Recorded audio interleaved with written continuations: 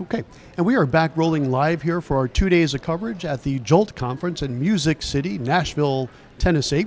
And we're closing things off with someone who I've been really looking forward to speaking with. Likewise. Liz Fritz, thank you, who is the co-founder and Chief Brand Evangelist for F2. Is it F2 Technologies or? F2 Strategy. F2 Strategies, yes. Two Fs. There's two Fs, two Fritzes, co-founded by my husband and Doug Fritz and myself. Oh, that's cool. I love origin stories like Yes. that. I didn't know that what that was. F2, very good. Two He didn't let Fritzes. me have a choice. I had to join. There was two Fs. There's two twos. So here I am. That's funny. Well, it's interesting. That's actually how I recruited our current chief administrator at Sovereign. Yeah. Hugely talented woman, 2 Ivy League degrees, an MBA from Columbia, used to be a portfolio manager, worked in investment banking. But she had all the right credentials. I was like, we could really use someone like this to get our organization in order. Sounds bad. But I couldn't afford her. So I had to marry her. Dun-dun-dun. Dun-dun-dun. But that is true. I love it. I love origin stories. Yes. Yes. Very cool. All right, so let's talk about AI. Yes. Right, and I know that you did a presentation on that the other day. I had to miss it because I was just flying in at the time, but I heard great things about it. Heard it was fantastic. So if you would, for the folks in the audience that were not fortunate enough to be here in person, or for folks that were maybe like myself that missed it, Yep. why am I hearing such great things about that presentation? What'd you talk about? Oh, it was fantastic. So this was a new pre-event workshop that Robert Snappy Kraken and Steve Zunshim put on. And it was really a get your toes dipped into what is AI, how is AI being used in the market. And so it was a really cool story arc of content. They kicked it off with a great keynote speakers where they were talking about what is happening at some of the bigger firms, innovation labs. They brought on live demos, so they had some key AI tools up there showing live demos and showing how their tool worked in live time, which was really cool. And then my panel, I got to lead a rock star group of women who are actually using AI at their firms, and one of them was an advisor who's using AI. So it was sort of a introduction to AI. What are some of the tools using? And it was phenomenal to dive into what these enterprise and smaller firms are using AI, how to get started, predictions, compliance. We could have talked for 2 hours on just how do you get started with AI in a highly regulated industry. Yep. After our session, then we broke out into topic tables and people got to love those too. No fingers wonder I heard so on, many things about this yeah, session. fingers on keyboards Love where that. you get to play with the different AI tools. And I had to run to a meeting, but I heard that the events had to move everyone out because they would have stayed all night playing on these tools and learning and discussing from each other. And so that kicked off the session.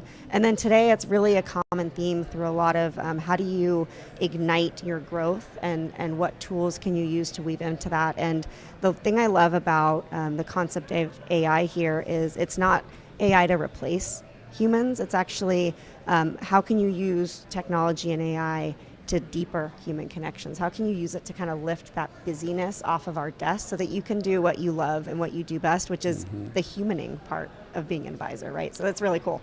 Absolutely, and that is how AI is being used. I Yes. think everywhere, but it allows us to be even more human and focus on the stuff that humans are good at. Yep. If you want to see where AI really fails, and I moderated a panel, not here, it was maybe a year ago at a different conference, about AI.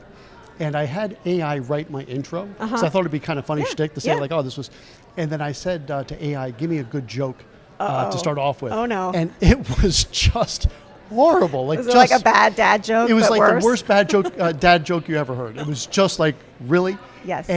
But it made the point. So the intro where we're going to talk about this and cover that, spot on perfect. Yep. I don't think I could have written it any better, and I write a lot. Yep. But that joke just fell flat.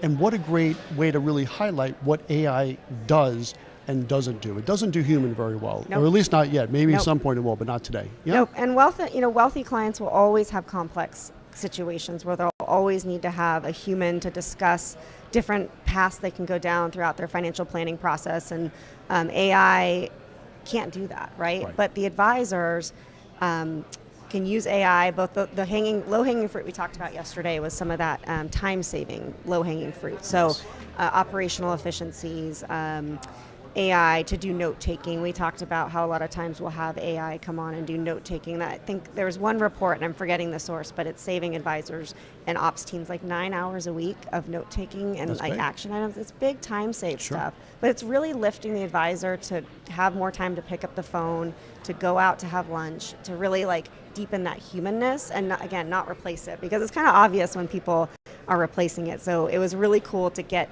tips and tricks on how to make sure that you stay authentic to yourself. Who is that authentic self? But then use AI to do some of that homework and heavy administrative tasks behind the scenes. Yeah, so we started off today with Robert. Yep. And I mentioned to him, because I listened to his keynote, which was fantastic. He's such a great speaker. Great.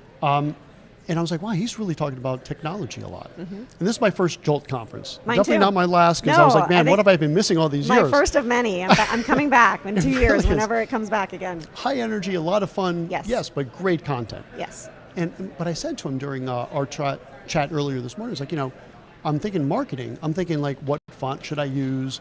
What color scheme and all this? He was like, you're talking about content, which is hugely important. Yep. AI is driving the delivery of that. Yep. All the stuff that, you don't need to spend your human capital on. Nope. Let AI do it. And I was like, well, that's really fascinating. I've heard it over and over again. A theme at this event is think about data as the oil or the coal or the energy, however you fuel your machine.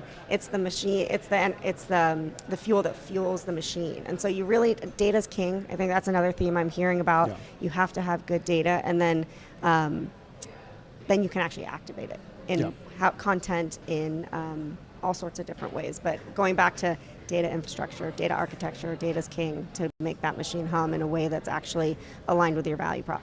Love that. And so we're kind of coming up on time. These are kind of short formats, but I do want to, if I may, put you on the spot a little bit. Of course. And one of the quotes I love, I think it's attributed to Bill Gates. Okay. But I think he just made it more famous. I don't think he came up with this. And it's the following, though. Okay.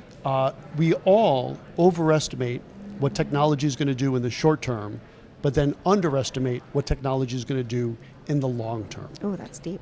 Where are we underestimating AI in the long term? What do you think it's going to do for us? Not a few months from now, right? And as Robert mentioned, it seems to be doubling in scale every 7 months. Yep. Imagine that in 5 years.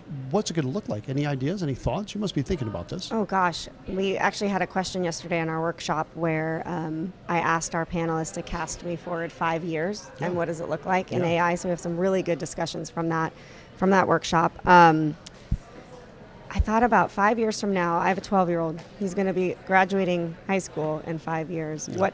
That's a long time in kid world and also in technology. And so I think that's a big difference, 12 and 17. Yes. That's a big change. So I'm thinking of my 17-year-old who's 18 now versus 12.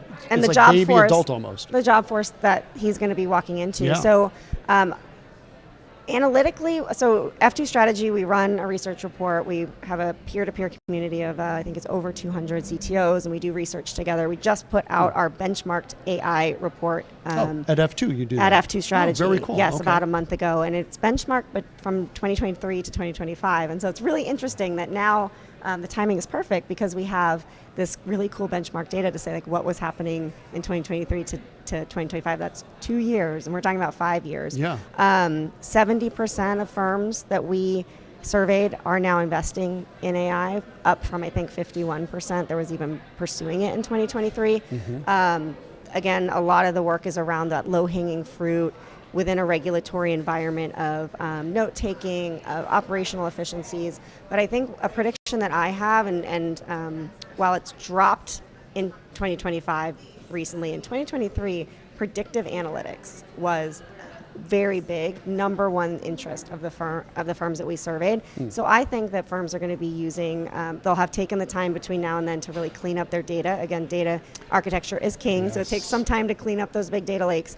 But once you get that, you can make really informed, thematic decisions based on your business's data to cast forward. So I think predictive analytics is going to be way more common sense, commonplace, versus all the things that people are doing now will be table stakes by 5 years from now. So, all right. Yeah. Well, we'll put a pin in it right there with that prediction of the future Yeah. and things to come. But it makes perfect sense to me. Yeah, All right. likewise. Liz Fritz, thank you so much for joining us. Thanks so much for having me. Oh, my pleasure, for sure.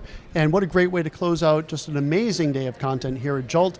I will be back, not first thing, second thing tomorrow morning, because I'm going to sleep in a little bit tomorrow. Because Yes. we had, for those of you that haven't heard yet, there was a major structural fire. Yes. Like 1:30, 2 o'clock in the morning. Yes. And the whole hotel evacuated. We had to, I walked down 18 flights of stairs. Some people did more, some people did less.